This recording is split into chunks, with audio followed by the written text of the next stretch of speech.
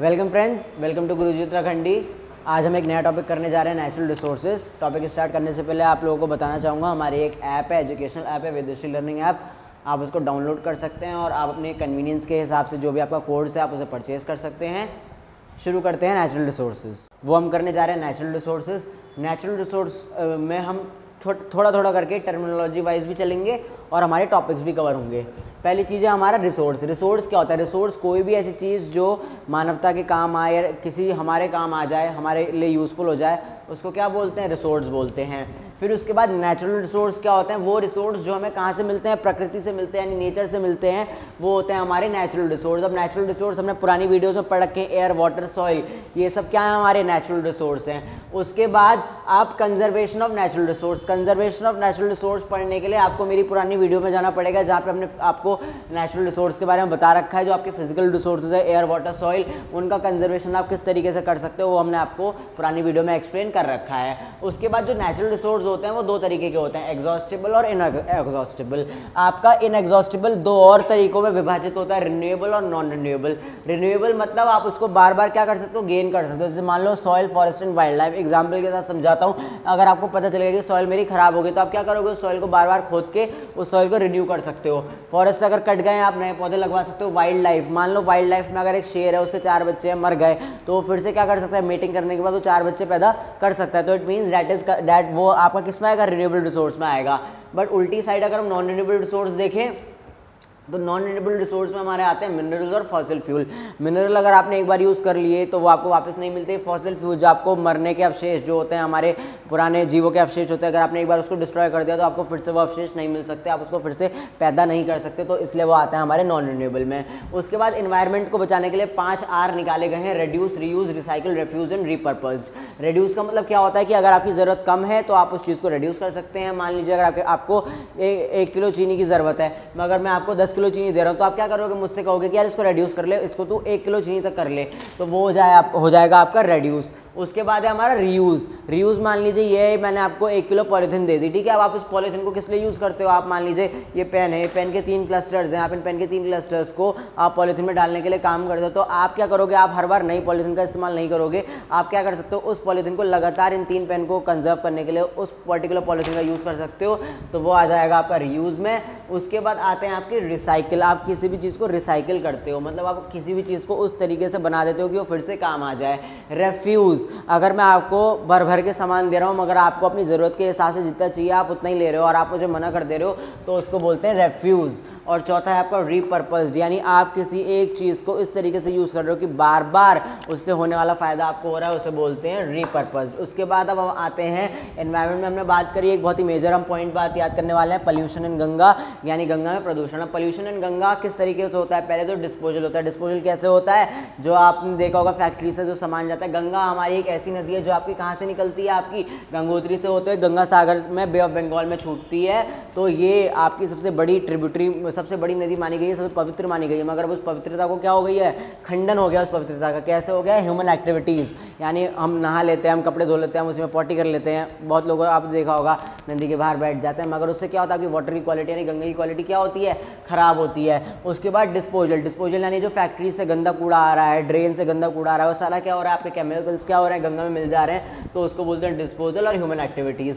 अब इस pollution in Ganga यानी इस गंगा के प्रदूषण को कम करने के लिए 1985 में एक प्लान निकाला गया, गंगा एक्शन प्लान, ठीक है। इस गंगा एक्शन प्लान के तहत ये देखा गया कि जहाँ जहाँ पे गंदगी हो रही है गंगा की, उस गंगा की गंदगी को कम करने के लिए प्रयास उठाए जाएंगे। तो ये था हमारा पोल्यूशन इन गंगा।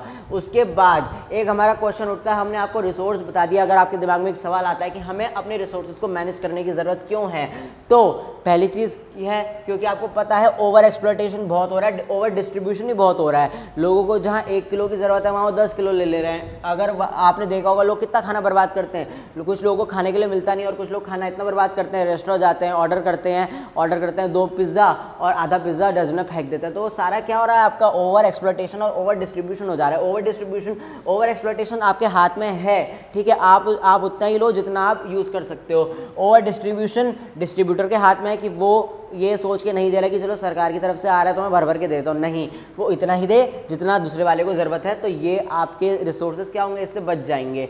उसके बाद अब दूसरा का एक हमारा क्वेश्चन आता है एम्स ऑफ कंजर्वेशन की, कंजर्वेशन करने का हमारा ऑब्जेक्टिव क्या है।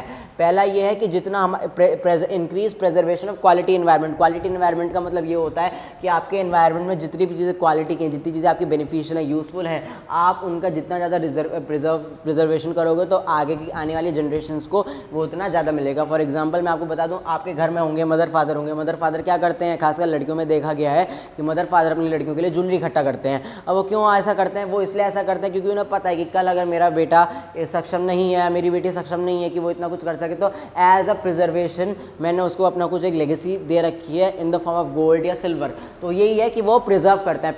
पहले के लोग जानते थे कि चीज़ की क्या वैल्यू है तो वो उसको प्रिजर्व करके रखते थे, बट आज की जनरेशन यानी हमारी जनरेशन में ऐसी हो गई है कि हम क्या करते हैं, अगर हमारे पास 10 चीज़ें हैं तो हम 10 की 10 को ख़राब करते हैं। हम ये नहीं सोचते कि हम उस 10 में से 2 भी हम क्या कर सकते हैं, रीयूज़ कर सकते हैं, हम उसको बाद में भी इस्तेमाल कर सकते हैं। फिर चाहे हम बाद में उसको ले लेंगे, नए तरीके से ले लेंगे, मगर पुराने वाले को बचाएंगे नहीं। ये बहुत ही गलत मेंटालिटी हो चुकी है। उसके बाद हमारा नेक्स्ट टॉपिक है फॉरेस्ट यानी जंगल। फॉरेस्ट क्या है, हमारे बायोडाइवर्सिटी हॉटस्पॉट्स। बायोडाइवर्सिटी हॉटस्पॉट्स का मतलब क्या होता है, यहाँ पे ये मेन वो जगह है जहाँ पे आपको ज़्यादा से ज़्यादा डाइवर्सिटी मिल जाएगी।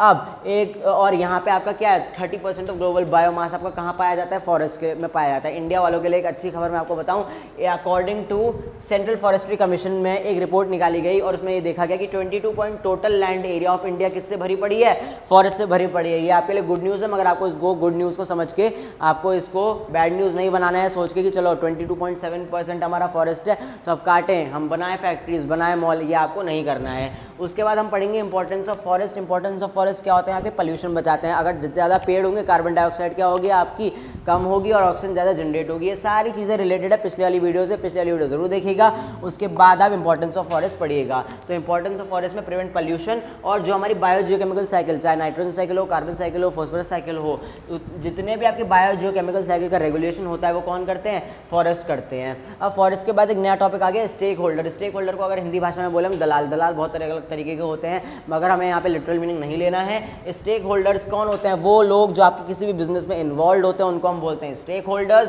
स्टेक होल्डर्स आपके बेसिकली 4 होते हैं। एक पहले स्टेक होल्डर होते हैं आपके जो आपके फॉरेस्ट में रहने वाले लोग होते हैं।